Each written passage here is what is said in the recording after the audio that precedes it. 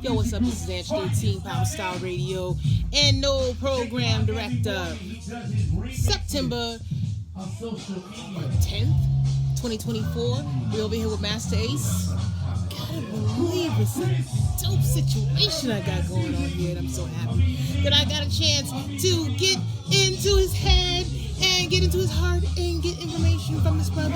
His name is Masta Ace. Welcome. Welcome. Thank you. I'm trying not to fan out. I'm telling you, I've been standing over there not trying to be a fan, but my brother, necessary. I'm a fan. You an artist too. We both artists. And I'm going to ask you questions artist to artist, if that's Let's do okay. it. Yeah. All definitely. right. That sounds good to me. I got a few years experience. So, a couple. You 90s deep with it, but forever real with it. So I know what happened in my life that made me become an MC. What happened in yours? What happened in mine was I was in a DJ crew. 4 or 5 of us in a DJ crew. We used to make tapes. We would just be up in the crib, cutting and scratching break beats, and we would make 90-minute, 120-minute tapes of each of us getting on a break and cutting and scratching. And after a while, it got a little boring, and the tapes got boring. And so we were listening to tapes that were floating around New York City, coming down from the Bronx and Harlem and Queens, and we started hearing raps on these tapes, and I was like, well, I like that a little better, that's a little more interesting. And so I was the first one in the crew who said, I'm gonna try to put some raps to what we do. And I tried it out, and I was actually better at it than DJing, so I stuck with that. So you were making mixtapes. What type of mixtapes were these? These weren't hip hop based mixtapes. No, these were just this was like we used to actually call break beats uptowns. That was the term we used. Scratching up uptowns. That's what we used to call them. So funky drummer, stuff like that. So we literally would be in the crib, mismatch turntables, random mixer, and make these tapes. Record the whole entire session of us DJing, and then go outside with our radio and play our scratches and our cuts and what we did in the house. And that's what it was. It didn't float around. We didn't sell them. We didn't pass them out. We just played our stuff. So if it didn't float around, how did you float around? How'd you do it? So from that point, because that was like right around junior high, and then when I got to high school, I started to gain a reputation. I played football. I was on a football team, and I was one of the guys on the team that could rap. And so, we would have our little sessions in the locker room, just rapping, and in the lunchroom at lunchtime, banging on the table, rapping. And so I built a little reputation in my school for being kind of dope. And then I remember I think it was my junior year or my senior year, these guys from another school came up to our school to battle. And we were out in front of the school for about 2 hours just going at it, just verse. And, I held my own there. And then it wasn't until I got to college that things kind of took a crazy turn. So I went out my freshman year in college. It was actually my sophomore year, winter break. And in high school, I had done this talent show where my rap crew was 4 other guys on the football team. We call ourselves the Come Alive 5. It was 5 of us up there. We had the Run DMC leather blazer jackets on. Everybody had that look. We had the leather blazers. We had the Adidas, shell-toe Adidas. And so we won the contest. Mostly because we were popular. We were football team, so all the girls cheering for us. So we won the contest.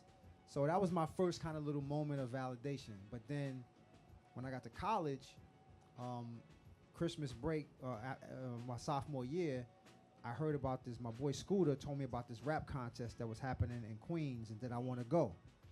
I'm like, yeah, I'll go. So I met him on the train, and I had a rap that I was planning on saying, and I actually was programming the drum machine on the way to the contest, like making sure that the beat dropped out on the right lines, because I had this specific rhyme that I was going to do that had these punchlines in it. And so, I got up there, and there was like 30 other MCs in the contest, guys and girls, and I was like in the middle. I was like maybe like 15th or 16th. And each time I'm watching people perform, everybody's doing the same thing. Everybody, like, at least half the people rapped over Tila Rock. It's yours. which was like the hottest beat at that time, right?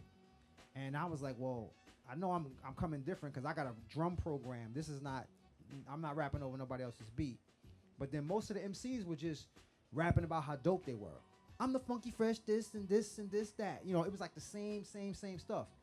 So I kind of had a feeling that I was gonna stand out because what I had was way different. I sort of wrote like this Lottie Dottie-esque rap about this girl that I met. It was kind of like a sexcapade story. It wasn't too dirty or nothing, but it was just like a funny story about meeting a girl, and there was a crazy ending, and so and the beat would drop out on the perfect lines. So I went up there with this whole rap, and this was my first time on stage in front of an audience of people that I didn't know. You came out. Wait. Yeah. You came on stage for the first time, equipment in hand, Beat program. getting ready to be different. I didn't know how it was gonna go. I really didn't know how it was gonna go. I'll be honest with you. Now, so the second part of my rap was the rap about the girl, the whole, you know, meeting the girl and her coming to the house and all of that. The first part of the rap was a rhyme that I call Silver Suckers. And you got to understand, this was like 86, 85. And at that point, sterling silver had played out like years before. Everybody's wearing gold. It was all about gold. And so it was just me basically dissing anybody who wears silver. It just so happened to be a dude in the audience with like Mr. T level silver chains on. So the audience thought I wrote this rap about this guy. It just happened to line up. And so they was like, yo, there you go, he's talking about him. So that won them over initially, and then I came with the other rhyme about the girl, and it was like, when they heard the final line of the joint, it was like, oh. That was the biggest cheer of the whole night. And I still have the cassette of that night. And you can hear at the end this guy saying, yo, he won, yo, he won. It was still a bunch of people that had to rap, but it was pandemonium, and I ended up winning that contest. And that's what got me on this path of music, because the first prize was 6 hours of studio time with Marley Marl. So that's how all that happened. The most we get is tickets to come next week. Dang. Right. Word. Yeah. Did you, well, I'm going to ask a stupid question, but okay. One of the things I heard with you telling this story is you were in college. Yeah. You didn't drop out and said, I'm finna be an MC. Oh, no, my mom wasn't having that. My mom was not having that. Not, without a doubt. It wasn't even a conversation. Like, you're going, I was like, I'm going to take a year off. Nah, you ain't taking no year off. No gap years. You're going straight. You're going to school. And so that's what I did. And I was on that path. I was an advertising major, marketing advertising major. I thought I was gonna be one of those guys on Madison Avenue writing Budweiser commercials and stuff like that. I thought that's, you know, in my mind, that's where I was headed. Didn't think that this music thing was gonna actually turn into something. But the year that I graduated from college with my degree was the same year that we recorded the symphony and shot the video for the symphony, and all of a sudden I had to like see where I got to see where this goes, you know. And I was still living with my mother, and you know, I was back and forth going to the studio, staying out late, and she's like, "What's going on? What are you doing? Like, you got any job interviews? Like, where's your resume?" Like, she's trying to figure out what I'm doing, and I'm like, "Well, I got this thing kind of happening, and she was like not feeling it, but ultimately it ended up, you know, working out. It could never have predicted it that it was going to work out that way, but it did. That actually is an amazing story, because a lot of moms was like, cut it off. Yeah. Just cut it off. Yeah. I mean, I can say that my whole life you've been around in music. Okay. If advertising is what you wanted to do, what was the other thing? Was there more than just one? No, it was advertising. I really felt like I had a talent to write commercials and print advertising. Like I had ideas. So at the time I didn't realize that the gift was writing. It wasn't advertising. The gift was writing and how to use that gift. So I just felt really strongly that I was going to get a really nice job at one of these ad agencies, and I was going to ride it all the way up to come an ad exec. That's where I was headed. I'm so glad you got into that battle then, because we probably would have never seen you. Yeah, definitely. Never. We would have seen your advertisements. Absolutely. There were a few life circumstances that led to that moment that could have gone a different way. Like, we all have these things in our lives that I was about to do this, but I decided to do this, and it led to this. So, my high school, my junior middle school years, my mom was living in Atlanta and was trying to get this job in Atlanta, and it looked like she was going to get the job, right? But then 8th grade going into 9th, she's like, don't worry, you're going to be going to school in Atlanta. You're going to be moving out there with me. We're going to school in Atlanta. And something happened with the job. I never found out what exactly happened, but she moved back to Brooklyn, and I stayed in Brooklyn. Had I gone to live in Atlanta, who knows what my life and career would have turned out to be. Might not have ever rapped. I may never have, I definitely wouldn't have gone to that contest. I wouldn't have been there. So it's just interesting when I look back at those kind of things, and I feel like it was supposed to happen this way. Was the symphony supposed to happen the way it happened? I heard a story. No. I heard a story. Well, the symphony was supposed to be Kool G Rap and Big Daddy Kane. It was supposed to be a duet. Those two guys just going crazy back and forth. And that song was recorded the same day that we did the photo shoot for Marley Marl in Control. If you look on the back of the album, you see us standing by the airplane. That was the same day the symphony was recorded. After that photo shoot, Craig G overheard Marley talking to G Rap and Kane about coming to his house to record a song, last song for his album. And Craig basically begged his way onto the song. I want to be on the song. So Marley checked with Kane and G Rap. Are y'all cool with Craig being on the song? They were like, yeah, he could be on the song. So it was gonna be a trio. The three of those guys was gonna be on the record. So Marley only had room for Kane. He was with somebody, and then he had room for Kane and G Rap. I was Craig's ride. I said, I'll take you over there. Truth be told, I just wanted to really be nosy and be in the room and hear this record, because I was a huge Kane fan. I met Kane that day. The picture you see us next to the airplane, I met Kane and Biz at that photo shoot for the first time. So I was already a fan of the raps that he had. He had a couple of joints out, Get Into It, just rhyming with Biz. So I was already like, yo, this dude is ill. I think Raw might have even been out at that point. So I was just like, I just want to be in the studio and hear this song they gonna do, And so I was Craig's ride to Marley's crib, and I hung around, sat on the couch, and the beat was playing, and watching those guys write their raps. And then Marley's like, okay, y'all ready to go in? Who going in first? And G-Rap said, yo, let Kane go first. Kane's like, yo, let Craig go first. Craig like, let G-Rap go first. So everybody passing the buck. So Marley's like, come on, yo, Ace, you got something for this? I'm like, yeah. He's like, yo, go spit something. These guys acting scared, like you don't want to go in first. Go. So that's why on the song you hear him say, I don't care who first or who last. Because that was literally happening in his living room, Queensbridge, right? No. This was in Astoria, Queens. He had already moved out of Queensbridge. And so that's why he says that on the song.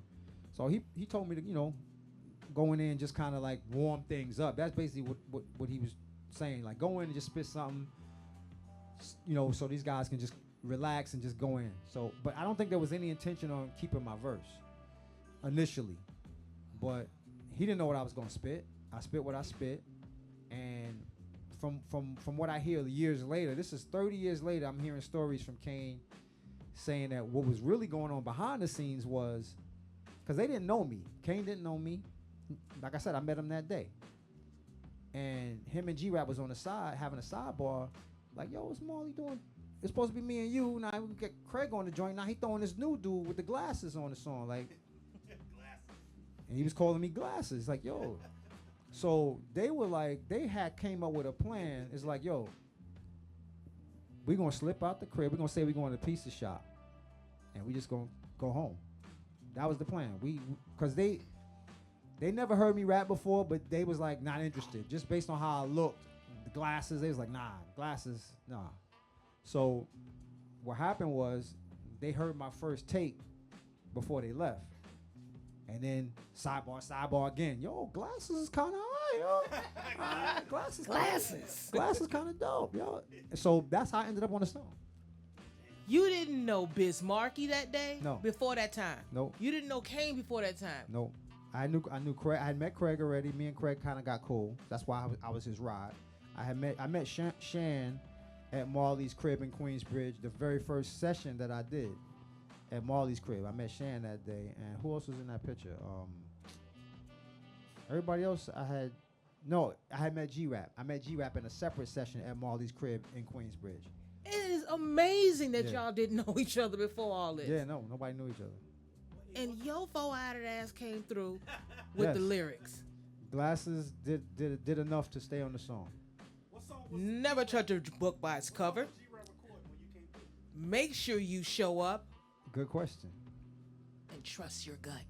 Okay, go ahead, ask that question. So he asked me what was the song that G-Rap was recording. So this was my second session at Marley's crib. It was daytime. And knock on the door, DJ Polo walks in, rest in peace. I knew who DJ Polo was because he had a song out with this guy named MC Frost. I think it was called Polo. Polo. That's kind of stuff. Y'all probably play that up here. So I knew who Polo was. And Marley's like, yo, what's up with Frost? Where's Frost at? Yo, Frost is in jail. This my new MC. His name Cool G. So Marley met G-Rap that day. That was my first time seeing him that day. They go in and they start recording It's a Demo. So Frost. Where is Frost? Frost got locked up and he couldn't come to the session. So Polo was like, yo, I got a session with Marley. I need a new MC. And Eric B, if I'm not mistaken, Eric B is the one who was like, yo, check out my man Cool G. And he brought G-Rap to the session. That's crazy. Yep. You heard it here first, because I'm pretty sure a lot of us did not know this story, but it's not the story I heard with the symphony. Yeah. It's not. I heard. What'd you hear? I heard from a little birdie that there was a certain MC asked to be on the song, and he thought Oh, that's part of the story. That's part of the story. Okay. Yeah, that's it.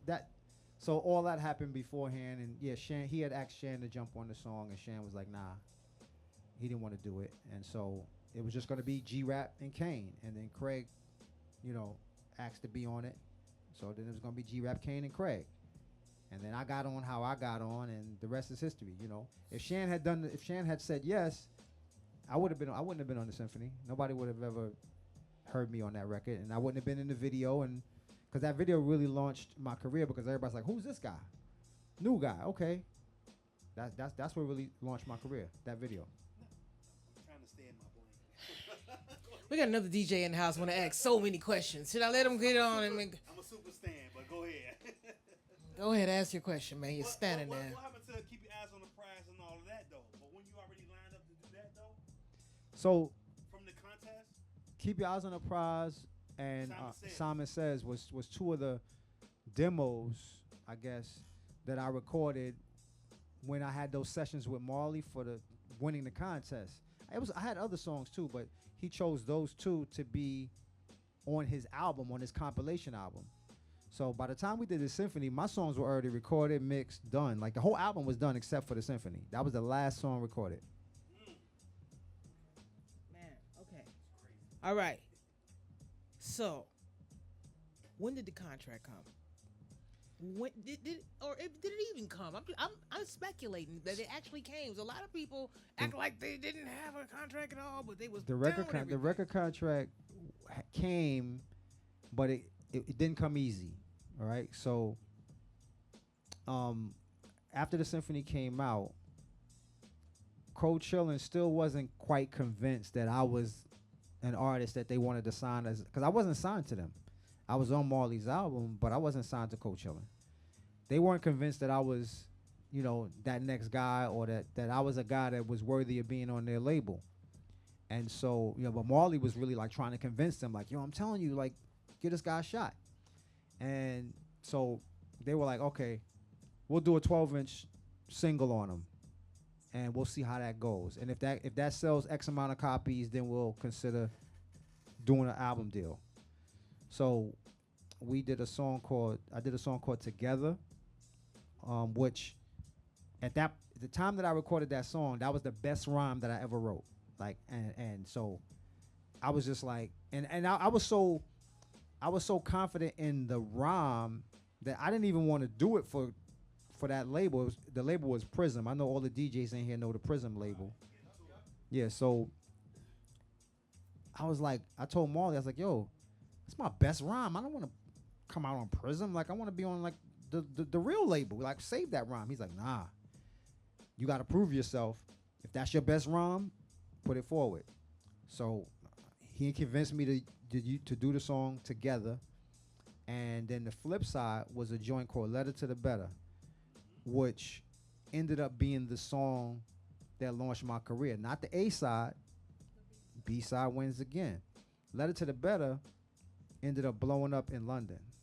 Ended up being like a huge phenomenon in London.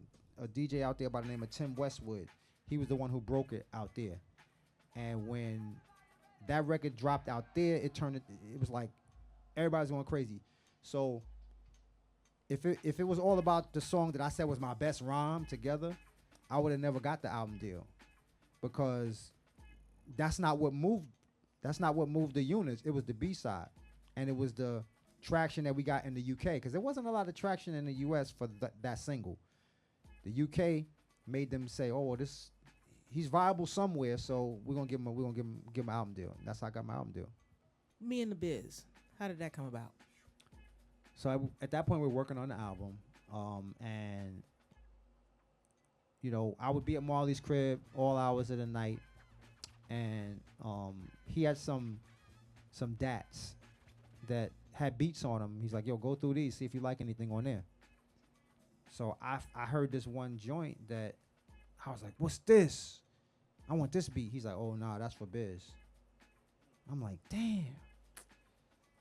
Because I just immediately I felt that I could do something over that. He's like, "Nah, that's for Biz." So I was like, "All right." So I left it alone. Kept working on my album. Maybe a few months later, I'm hearing through conversations that I'm in the room with that, you know, Biz and Marley are not on good terms. And Biz is not coming to Marley's crib to record anymore. And he's like, you know, kind of disgruntled with Marley. And so once I heard that, I'm like, "So Marley, remember that beat that you said was for Biz?" He didn't even remember the beat. I had to go find the DAT and scroll through all of these songs until I found it. DAT, yes. So I found the beat. He's like, "Oh yeah, you can have that." I'm like, "Bet." I said, "But you know, you did say this was for Biz. It does sound like a Biz beat. How about if I get Biz to rhyme on it?" He's like, "If you could get him to rhyme on it, sure." Because, like I said, they weren't on speaking terms at that point. They were not really rocking with each other. So he's like, "If you can get him to, you know, be my guest." So I reached out to Cool V. I didn't really know Biz that well. You know, met him that one time, and I don't even know. I can't remember when else I might have even met him before this. But I was cool with Cool V. I was always cooler with the DJs in the Juice Crew first than the MCs.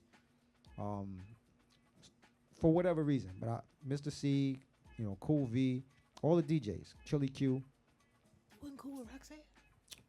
Yeah, I mean, I was cool with all the artists, but I'm just saying, like, in terms of like, yo, let's go hang out. Like, it was never with the MCs; it was always with the DJs. So, so I hit up Cool V. I was like, "Yo, I got this song." You know, what I did was I said, "I'm gonna write it. I'm gonna write it for Biz. I'm gonna write my parts. I'm gonna write Biz's parts, because." From the way Marley explained it to me, how a lot of those Biz records were done, Kane would record the verse, and then Biz would take it home, memorize it, and then spit it. So I was like, well, I'm going to do the same thing. I'm going to write my verses, and I'm going to write his verses. And because it's kind of like a I go, then he go, I'm going to change my voice so that he knows when his part starts. So it's clear, this is my part. This is where I rap. So I wrote it that way. I recorded it that way. I gave the tape to Cool V. Waited a couple of days. I talked to him. He's like, "Yeah, Biz, he heard it. He likes it. He's down to do it." He said, "But he's not coming to Marley's to do it." Like I said, they still got this tension going on. He's like, "Tell Marley to give you the 2-inch tape bring it to our studio. He'll record his parts and send it back. And I took that to Marley. Marley's like, absolutely not. Yeah, so I'm stuck in the middle of this nonsense. And Marley has the bright idea of, let's just keep the song how it is with you impersonating Biz. Let's put it out like that. I'm like, what? That sounds corny. And he's like, no, I'm telling you. Because you don't, trust me. I'm going to trust him. It's my first album. I'm a brand new artist. I don't know anything, right? I'm just trusting his instincts that was the song. That's how we wanted to release the song. So I kept quiet and the song came out. And Me and the Biz was the single. First single. That puppet was ridiculous. Yeah. I was like, man, there's something about you as an MC I think is incredible. That Thank you. You embody what you talk about. Who don't you like? As far as what? Artists? Artists? I mean, I don't know if there's like a list of people I don't like. Like, because even dudes that I might consider not to be that dope, if they're trash, I'm still able to learn from that.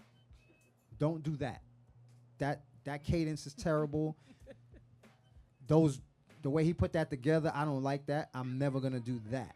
So I feel like I learn from everybody. Wackest to the greatest.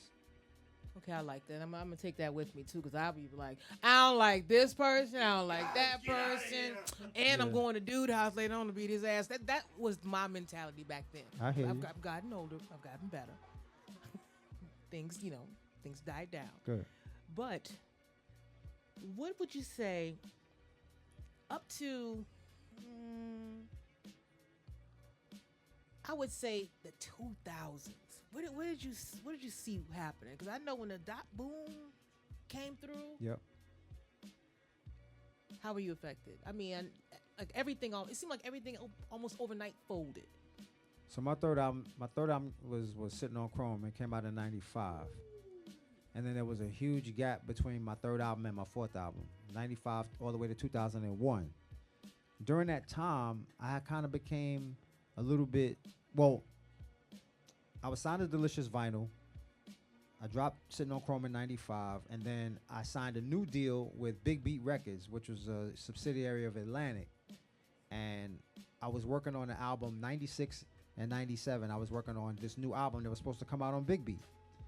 And I had like maybe 20 songs recorded. But it was like stuff that felt good to me. It wasn't me trying to chase the success of Born to Roll, which was a big single. It wasn't me chasing that. It was me creating what felt good in the moment of that time. And so I put together this really nice series of songs. I submitted them to Big B, and they were like, nah, that ain't it. And basically, they were saying that ain't it because it was the rise of the bad boy era. And it was the rise of the R&B laden hip hop on the radio. And they were like, we need stuff like this. And I remember them even saying to me, why don't you, do a song with Changing Faces, do a song with, they were naming these R&B singers, like do some joints like that. And I was like, okay, I'll see what I can do. And I went back in the lab, and it just didn't feel right. And I was just like, I don't want to do that. So I created some other new songs that I thought maybe might be more in line with what they were asking for. They weren't really R&B joints, but they were still joints that you could kind of hear. Had some shakers on it, trying to throw some shakers in there. They like the bad boy shakers, throw those in there. So I did a couple of records that I probably say I wouldn't be that proud of, if those records had come out. But it was me trying to appease the label, right? And so we put these records. I went back for the next meeting. I played the new records. They were like, nah, that ain't it. And at that point, I got a call saying that, you've been dropped from the label and, good luck.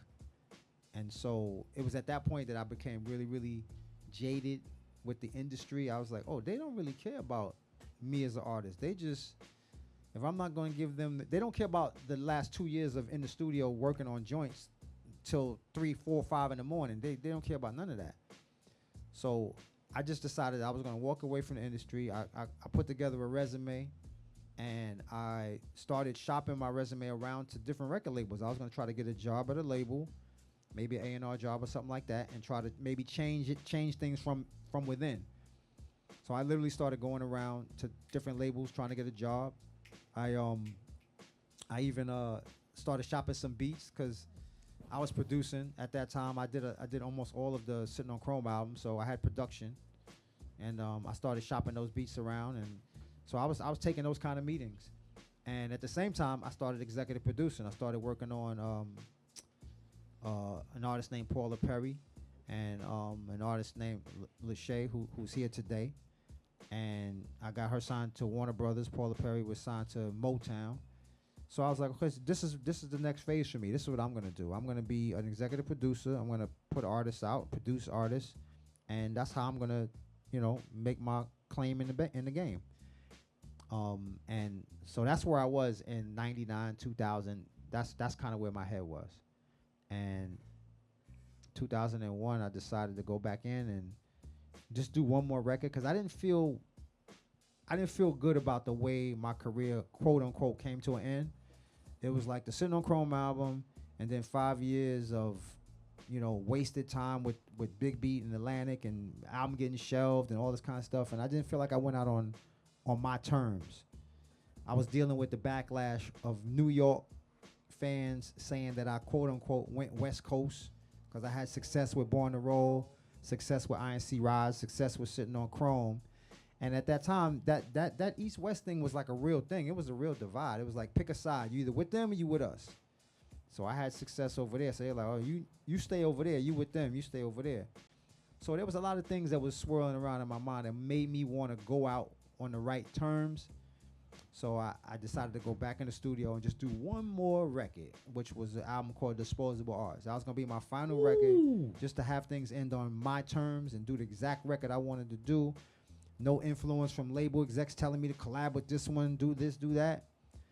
My partners, Filthy Rich and DJ Rob, they gave me carte blanche to do what I wanted to do. And anytime they would say something, I'd be like, hold on, you said you said you was gonna let me do what I wanted to do. I don't want to hear nothing. Let me do this record.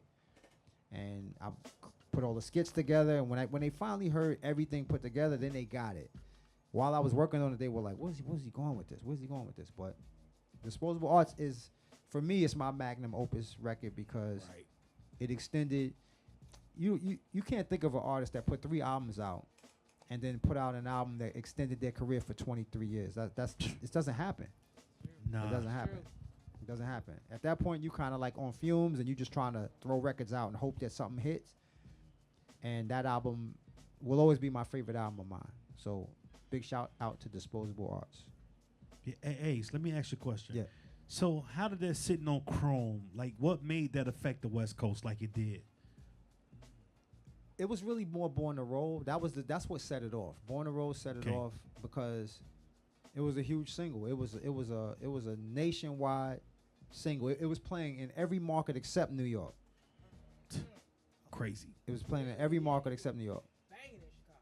Yeah, it was playing. I mean, it took off in San Francisco first, the Bay Area, and then it matriculated down to L.A., and then all of a sudden it popped up in Houston and Dallas.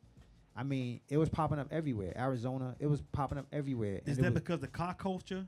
Car culture. Absolutely. Absolutely, the car culture. That makes sense. Yeah, and the video that we shot for it was like complimentary of that because. Yeah, you made it shine.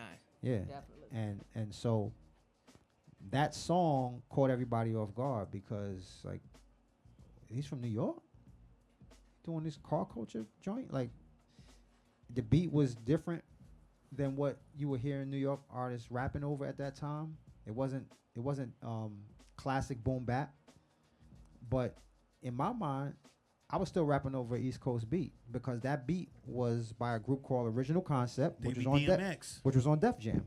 Mm-hmm. They were on Def Jam. Right. Exactly. And no. Yes, exactly. Knowledge. Exactly.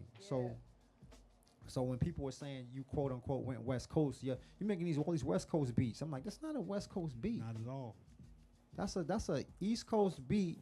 It's just an East Coast beat from the 80s that just so happens to work better in the 90s because at that point New York had shifted its sound to a different kind of sound. It was more just real hard kicks and snares, and it wasn't 808s and 909s no more. We had moved on, right? But in the West and in the South, they were still on that, especially Florida. Like, they were still on that sound. So it worked in every market except New York.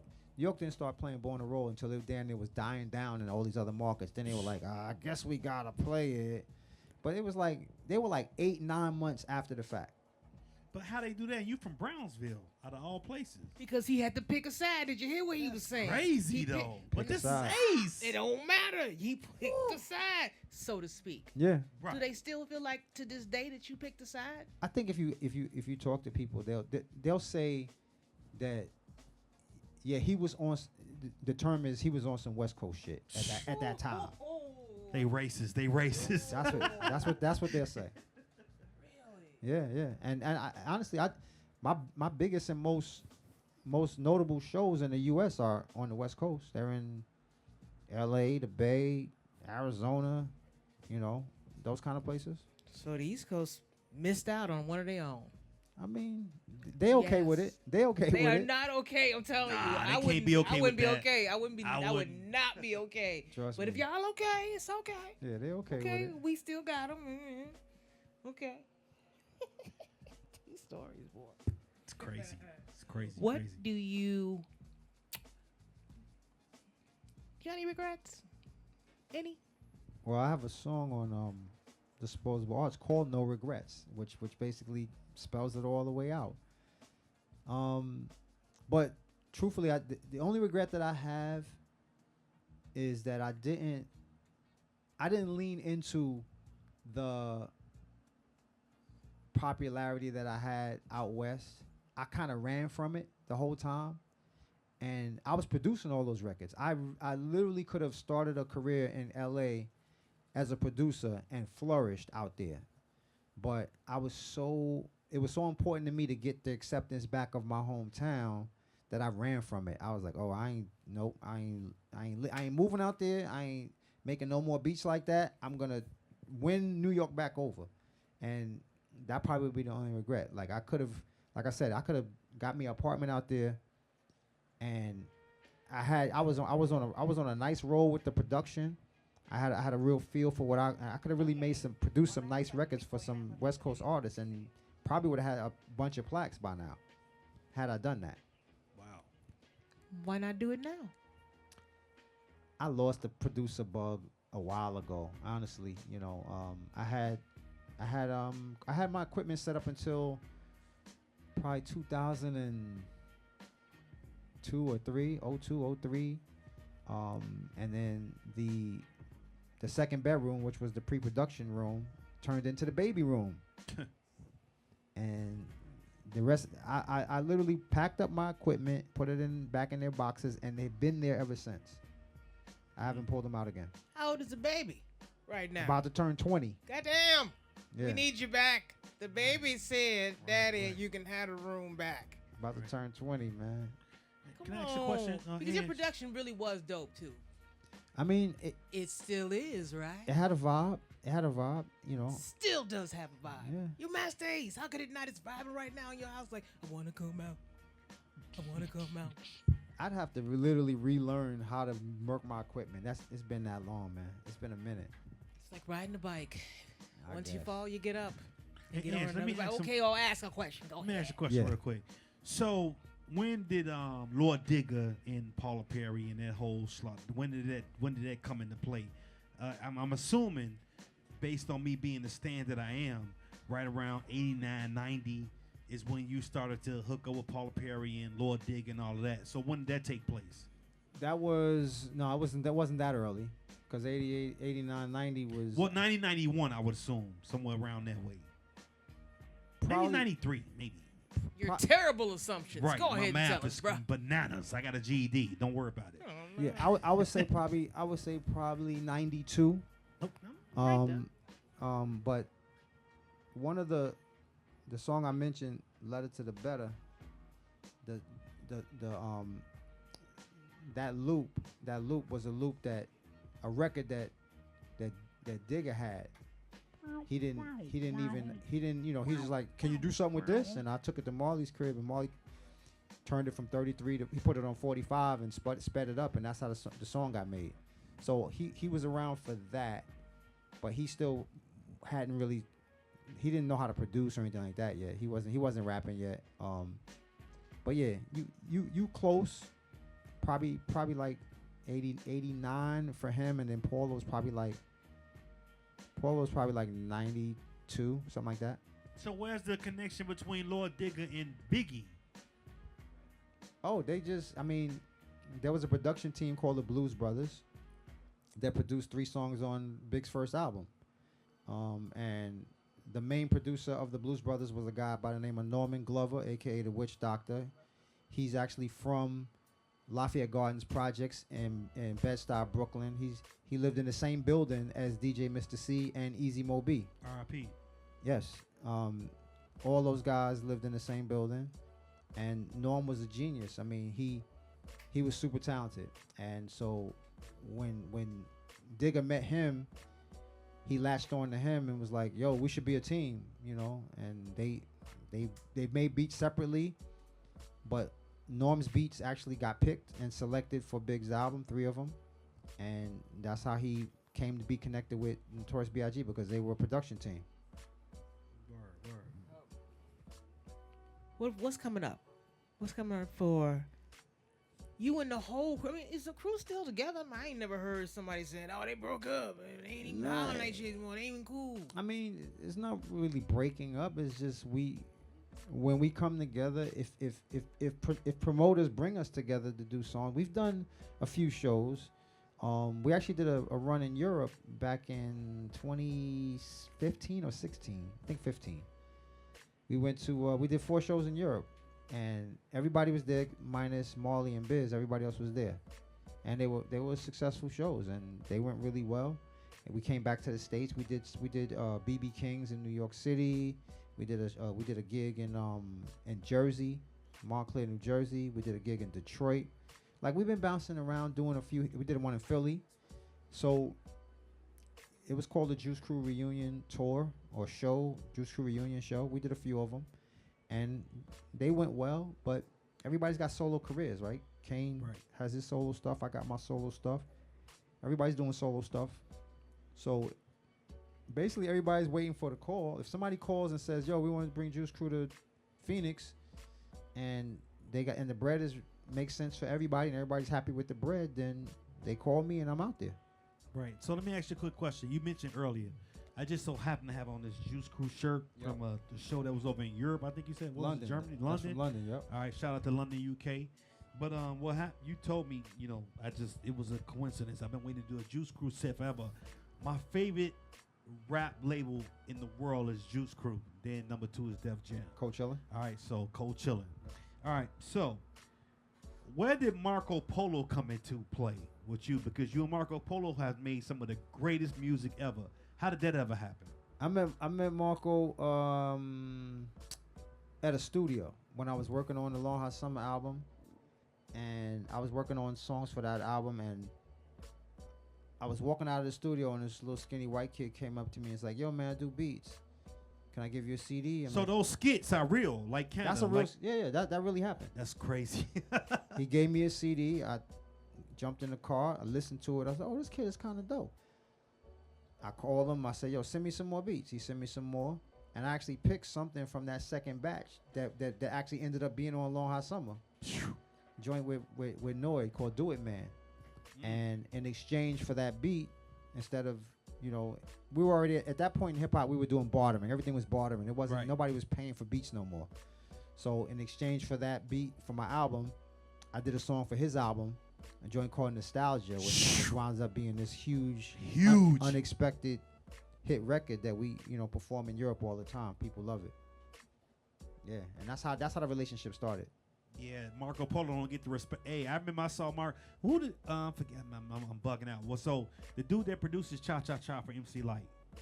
Oh, King of Chill. King of Chill. Yes. So him and King of Chill had a beat battle with MC. I was there. DJ Premier. There. You're right. You sure was. Yeah, you sure was. Yeah. Man, Marco went bananas on that. And you were supposed to be a surprise guest. I saw that. Yeah, I Matter was of fact, there. I sent it to a group text. Premier gave me a shout out.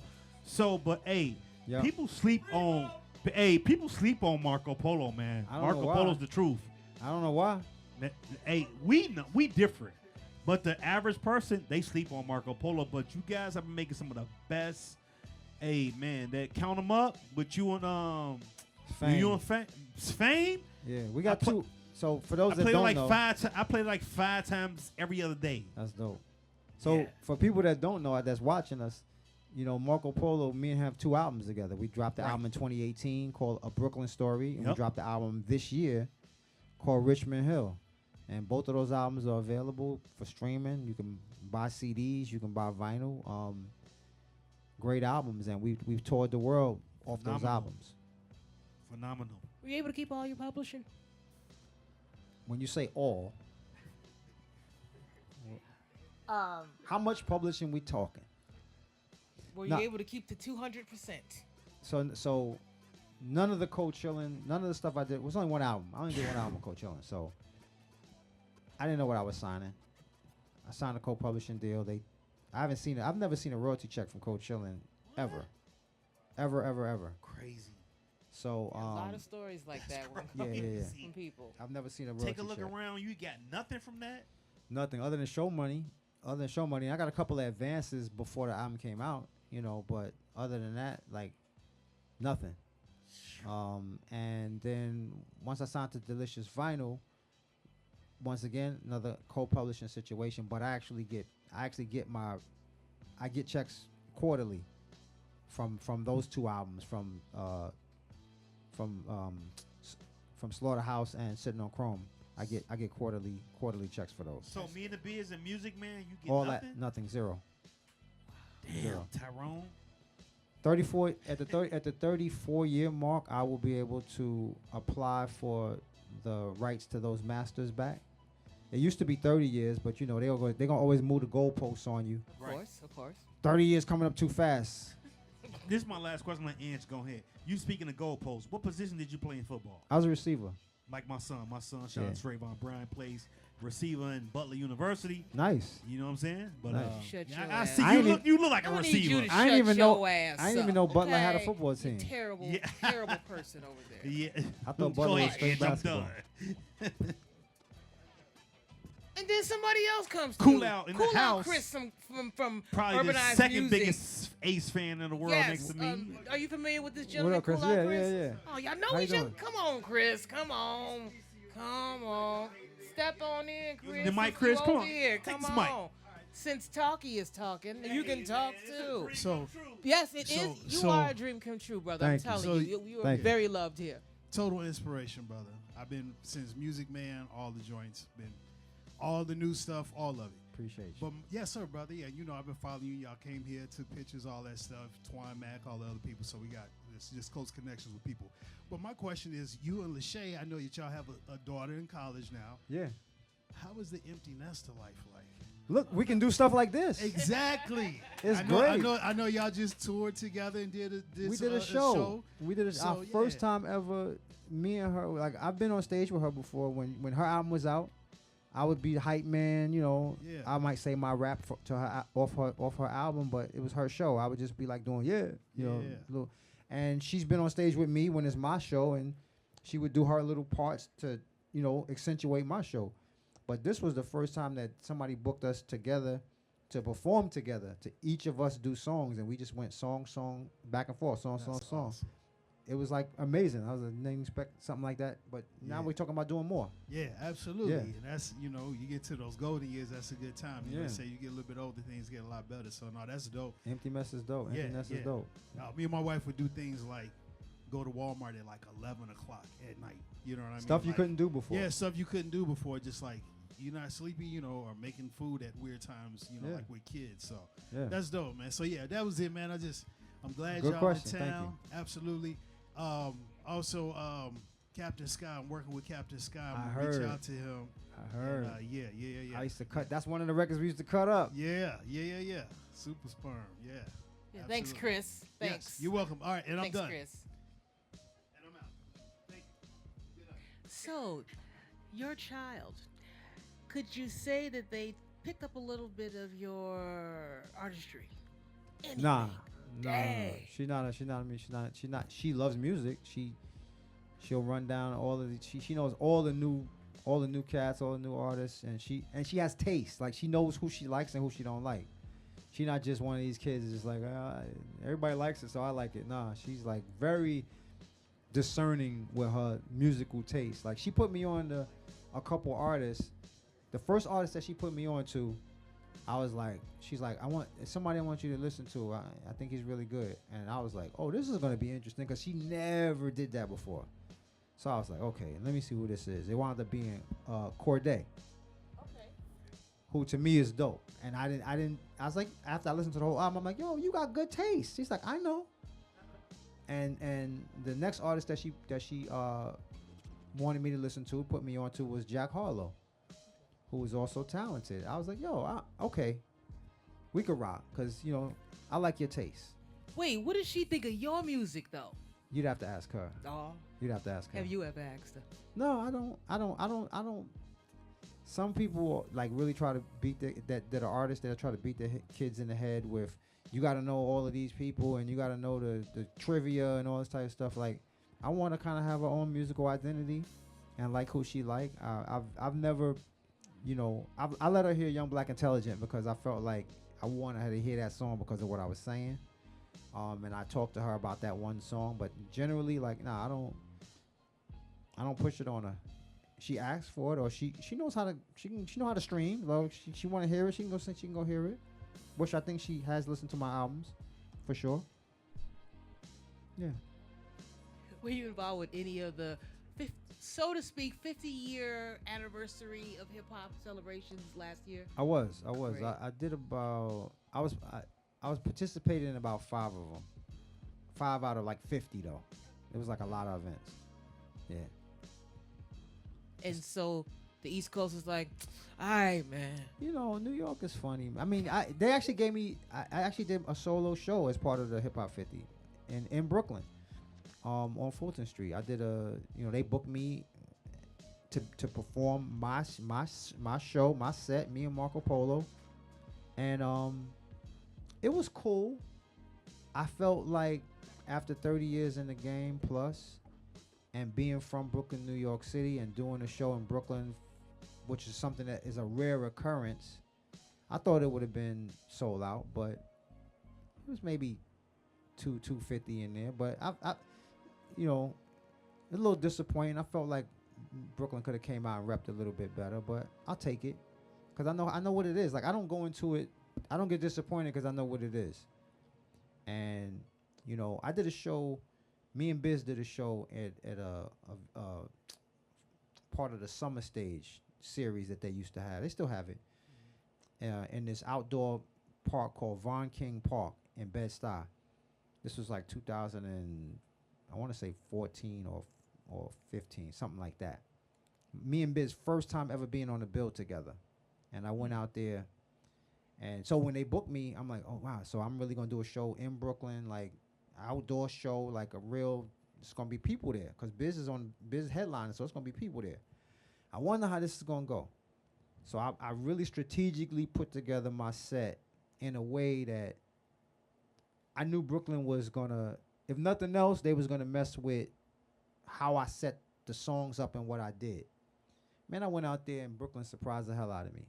It wound up being like, if I felt like I was a show in LA or in Berlin or somewhere. Love. Like, I got way more love than I expected to get. Right on. And I was like, this. At the end of the show, I felt so good that I went out in the crowd to watch Biz, because I was just like, this is a great night. Because I truly went into it expecting it to kind of be the typical New York crowd where everybody just kind of like looking, not really moving, not really put your hands up, no hands go up. Like, I'm used to all of that with New York. And it ain't just me. Everybody gets that treatment. It's just like, even some of the heroes get that treatment. People that New York loves, they say ho. You see 10 people saying ho. Like, that's just New York. Dang, when I But say why is that? ho, they say ho. Yeah, why is that, Dang, Ace? Why they be front on y'all like that? I think it's They just, front on each other just to front on each other. yeah. because everybody make music too. Like everybody hating kind of semi, and yeah, he up there. My man rhyme too though. My man is nice too. Like Yeah, but you ace. But- It's different. You ace. they learning slowly.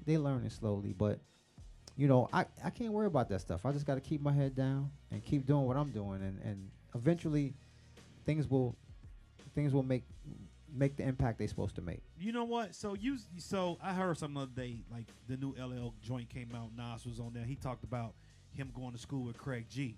So is there any rappers that you actually went to school with in Brownsville? Did you go with Billy Dan's, Lil Fame, whoever? No, I'm older than all those guys. Right, because you went to college. Yeah, I'm older than all of them. They like a whole generation behind me. Like they would have been the little guys. Like when I was in my early 20s, they was like the little guys, like running around like 14, 15.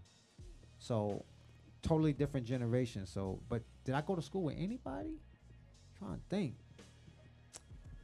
I don't think so. Nah. Nobody I can think of. I'm older than everybody. I'm older than Kane, so I'm older than Kane. Right.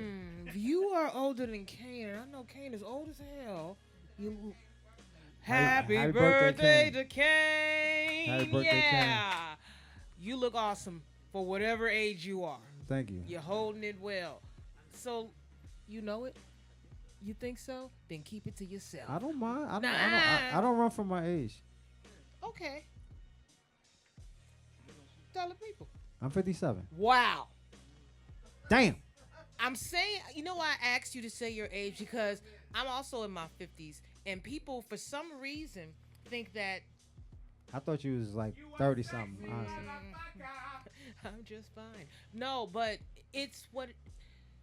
For some reason, they keep putting an age barrier on this, and I keep telling people, if you were to really look at those older tapes of who was doing it back then, their mustaches weren't light. Right. They were Billy D. Big. They were older cats that we were actually Like looking at. Curtis Blow looked like a grown man when he came out. Curtis Blow looked like a grown man. Run DMC had mustaches and all that too. Yeah. There is no age on this. But you ain't got no skill, there is a time limit. So, choose wisely. Did you ever think that you would ever use your degree? Well, I technically did use my degree because when I got signed to Delicious Vinyl in LA,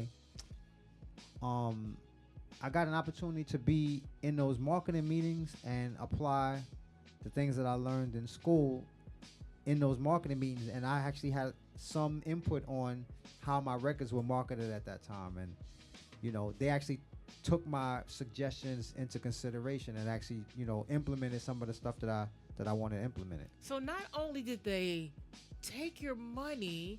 No, that's Coachella. Delicious, they paid up. They paid up late, but they paid up. Okay, as long as they pay. Yeah. But they also should have given you one more check because you were the professional that came in on the advertising side of things, even though you were Right. the item to be advertised. I didn't think of that. Son of a bitch. Yeah. You owe him another check. And his salary. He's going to be looking for that, okay? Because he didn't get fired, so he wants everything.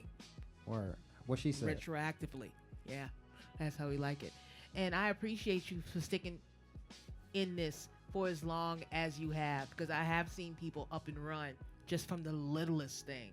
And you've had a lot of big and little things, and you still managed to show up, so I appreciate you. Well, I thank you for that, and I definitely owe the last 22 years or so to the audiences abroad, outside of the United States, Australia, Canada, Europe, and this entire Europe. Because of those audiences, I've been able to feed my family for the last 22 or so years because of touring. And if I had to rely on just touring in the U.S., I would have been done a long time ago. Trust me. I keep telling y'all, the world is bigger than these 50 states. He took over the world and lived in the states. So Yep. what are you going to do with it? Time will tell. We are going to wrap this up Though I want to ask you more and more questions. Wait, I have you a few questions. You have a few to questions? ask, yes. Okay, hold on. Someone else just walked in, and they got questions too. Rhyme Fest for CPS. That's And I was going, it. hey, how'd you meet So- Rhyme Fest? How did you meet Thank him? you. Rhyme Fest for CPS. I think we met via Instagram. I feel. I think it was IG, and I don't know. That's good when you don't remember how you met somebody. That means it was like a organic type of thing.